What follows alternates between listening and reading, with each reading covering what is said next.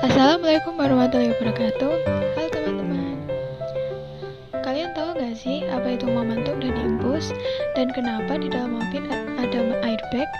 Nah, di sini aku Nur Muslimah dengan NIM K45200409 akan berbagi sedikit pengetahuan apa sih momentum dan impuls dan bagaimana penerapannya di dalam kehidupan sehari-hari. Tonton sampai akhir ya. Momentum didefinisikan sebagai besaran yang dimiliki oleh benda yang bergerak. Momentum merupakan besaran vektor, di mana momentum berbanding lurus dengan kecepatan dan massa benda, atau dapat ditulis secara sistematis P sama dengan M kali V. Sedangkan impuls yaitu hasil kali antara gaya rata-rata dan selang waktu gaya tersebut dapat ditulis dengan I sama dengan F kali delta T. I impuls, F gaya, dan delta T waktu. Hubungan impuls dan momentum dapat diuraikan dengan teorema impuls momentum, yaitu menyatakan bahwa impuls yang bekerja pada suatu benda sama dengan perubahan momentum dari benda tersebut. Berdasarkan hukum 2 Newton menyatakan bahwa gaya yang diberikan pada suatu benda besarnya sama dengan perubahan momentum benda persatuan waktu. Dapat dilihat sebagai berikut.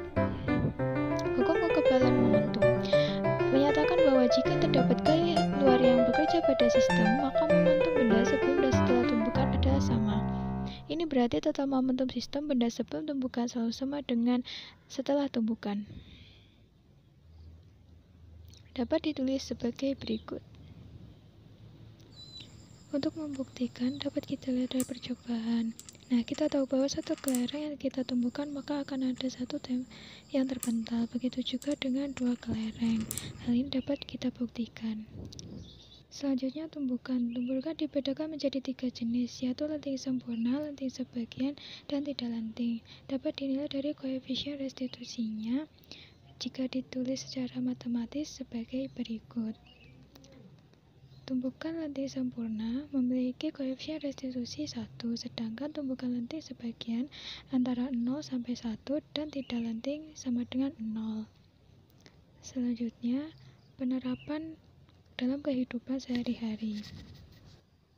Salah satu contohnya yaitu penggunaan airbag pada mobil yang menerapkan teori momentum dan impuls. Sekian dari saya dan terima kasih.